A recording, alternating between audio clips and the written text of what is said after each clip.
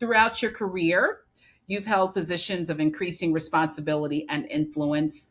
Looking back, what experience, challenge, or opportunity accelerated your growth as a leader more than any other? Well, that's a great question, Dr. Wilson. The opportunity to lead, the Strada HBCU initiative has accelerated my growth as a leader more than any other experience in my career to date. And while I had spent years leading, philanthropy and investments and building partnerships, this role actually required me to move beyond funding institutions or organizations and into the true co creation with Strata trustees, with leadership team members, with HBCU presidents and chancellors, with faculty, staff, students, industry leaders, and the like.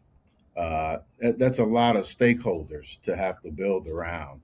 But it challenged me to listen differently. We spent 7.5 months, listening to presidents and chancellors. Some of them brought their entire leadership teams or cabinets, to these conversations with us during that time because it was all COVID, so it was all on Zoom.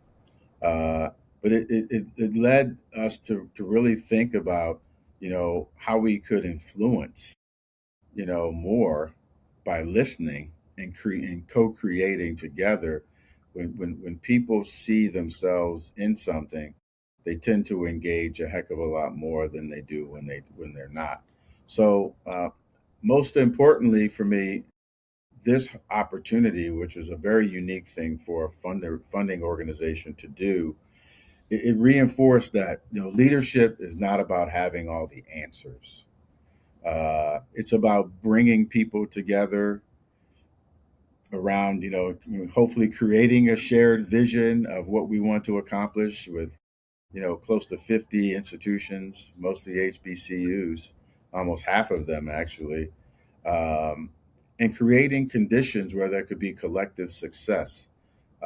That was not the formula for success, prior to COVID, but it became that. And very fortunate that being able to work at a place like Strata, having great connectivity to the leadership team here, to our board of trustees, and now to our partners, which you were a part of that body of work and still a partner in that work.